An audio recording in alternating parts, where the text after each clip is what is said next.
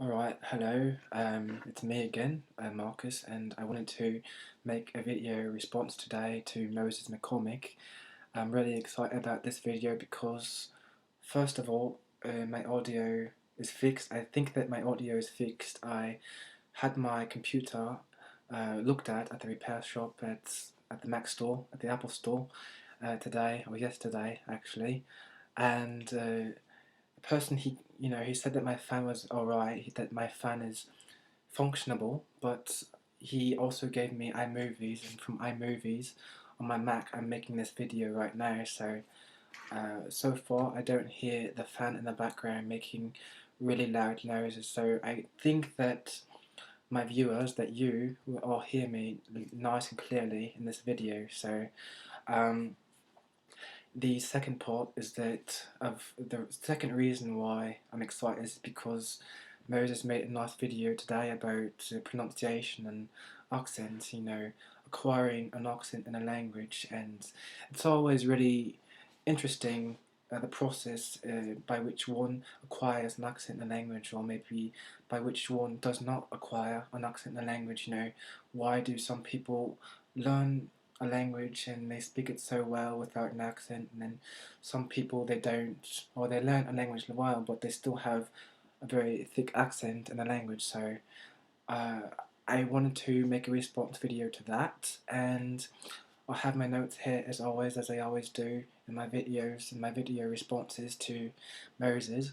And yeah, so obviously I'm not a professional, but yeah, I will put in my 2 cents anyway. So yeah, here it goes. The first thing we want to be, it's very obvious that we have to obviously listen when we want to work on pronunciation and accents. So we have to listen, and we obviously listen, and we listen to music maybe, or podcasts, or YouTube videos. Maybe someone is listening to me and they want to work on their accent. So um, but I think that it's very important to not just listen, but not just listen to the words that are coming out of my mouth, but also maybe the differences in the pronunciation, and really try to, you know, go into the language to a really deep level. Um, I read an article once that polyglots or language learners, that they have four things in common.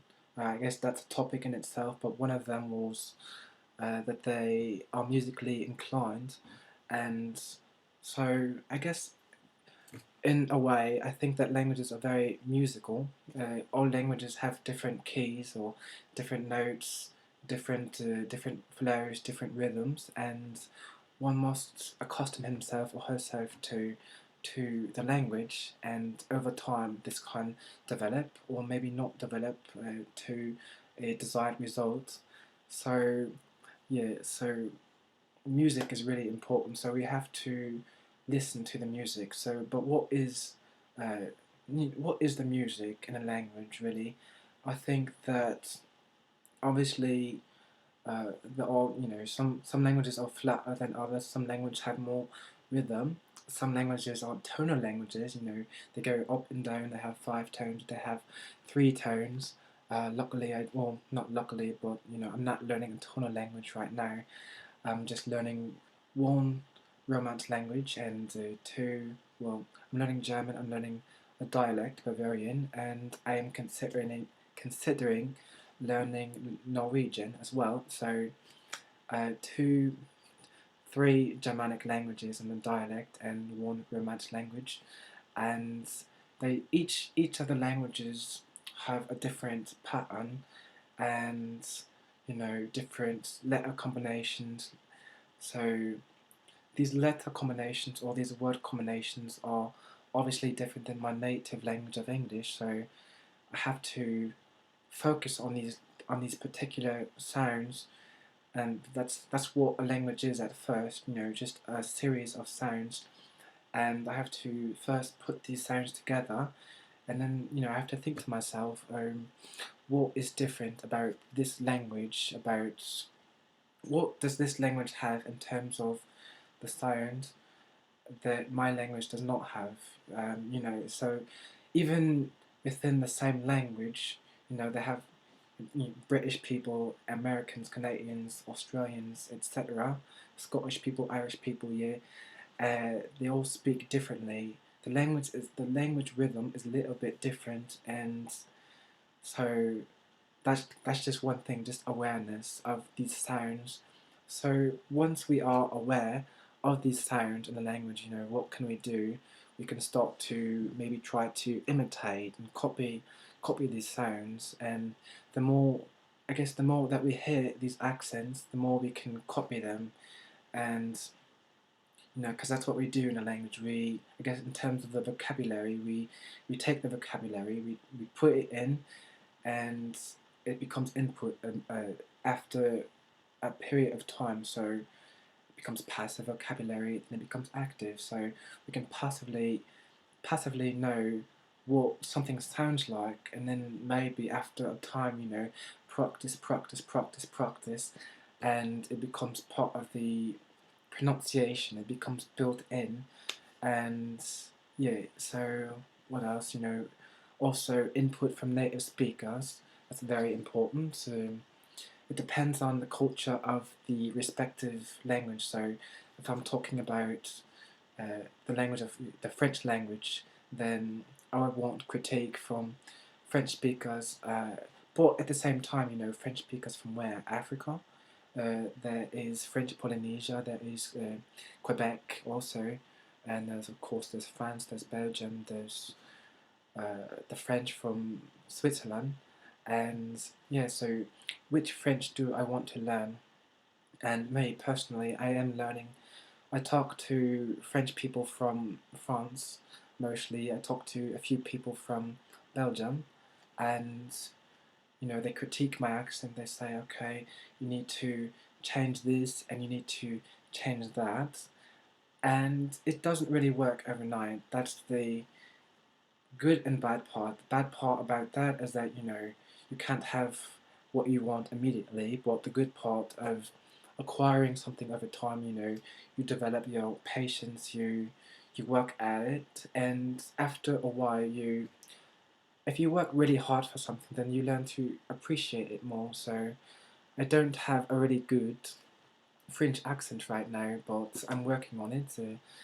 So time and time again, you have to practice, and you have to talk to native speakers. You have to listen to how native speakers talk to other native speakers, because maybe they will change the way they speak to a non-native speaker. So watch out for that, and then as you listen to them, you can see, okay, you can listen to the sounds that they are making, and then also to maybe the emphasis of the words in the language, and emphasis is really important. So is the word from Greek, is the word from Latin, is the word something else? So depending on the root of a language of the word, uh, the word or the words can be pronounced differently. So that's really important to take into account, especially people who learn English.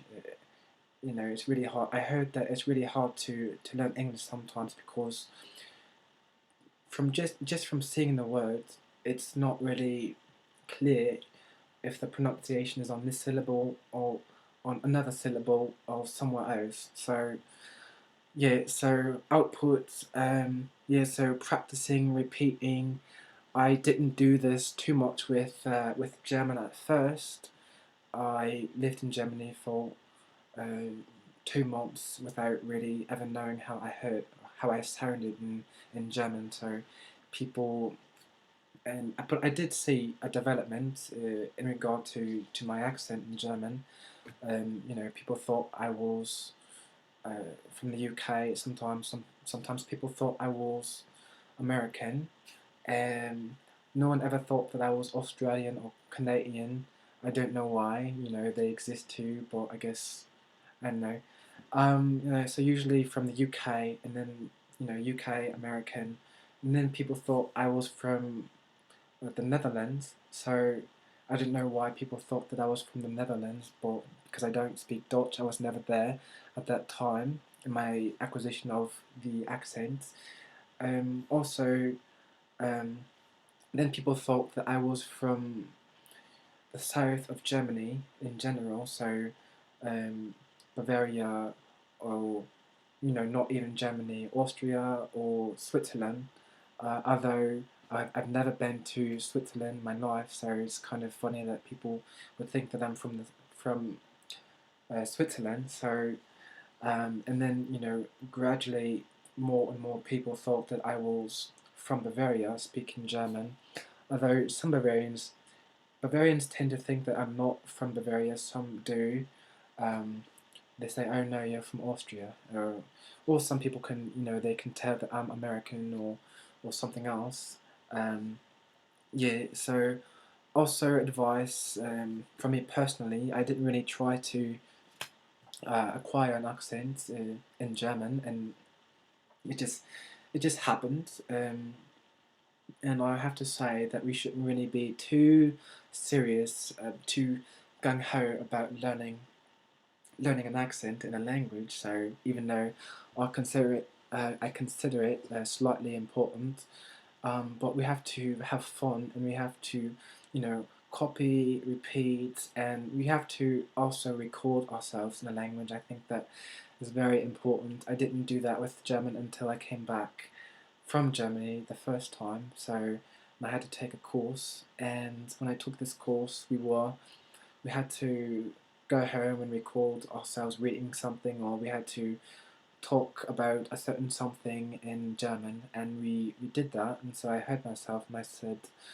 "Oh, okay, yeah, I would like to change that." So I started to record myself more and more in German, and yeah, so and now sometimes I make videos in German so I can see um, how how my German changes or how my French changes. I made 2 videos in French so far, so yeah, so don't be too serious. We all have to have a really good time with the language, and instead of paying attention to other factors such as vocabulary or grammar, because we it's good to have a natural accent, and the accent has to be natural.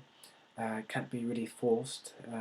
If we try to do it too fast, then it sounds somewhat forced. Um, but after a while, it changes and changes naturally, and at the end, people think that you're from here instead of here.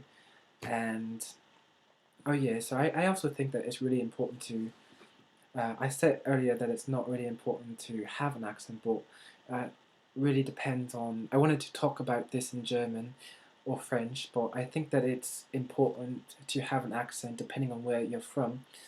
If you are from a country, an English-speaking country, uh, England, Ireland, Scotland, the United States, Canada, and you have a strong accent, and you're maybe in somewhere in Scandinavia, so Denmark, Norway. Okay, they will hear that you are from an English-speaking country, and they will try to speak to you in English. So um, that's what I try to acquire an accent in French, so and in German as well. So yeah, I think, let me see, did I miss anything? Yeah, so patience. We have to be patient in acquiring our accent. It doesn't happen overnight. Sometimes it doesn't happen. Some people it doesn't happen after 10 years. Some people it happens after a very short time. So it depends really on the individual, and yeah, you have fun with it. I have an accent here right now. I thought that I could have a little fun with this video and speak with a weird accent. Not my typical accent. Um, in regard to my real accents, people don't often think that I'm from the USA when I speak, not with this accent, but with my real accent, because I think that being in Germany for that year maybe made a small impact on my pronunciation in English. Uh, my parents make fun of me. My sister, she laughs at me, and she tries to talk like I do, even though I think I sound normal, pretty much. Most of the time. Sometimes I can't say certain words, but that's just me. That may be something that just happened to me. I don't know. Um, Maybe a combination of messing around with accents. Messing around with this one. I can do other accents too, but I don't think I will for this video. Um, yeah, so I guess that's my 2 cents for this video. If you have any questions, then let me know. Any comments, write me here privately. You can do a video response, and yeah, so I hope you have a great day, great night, wherever you are, and I will see you soon. Ciao.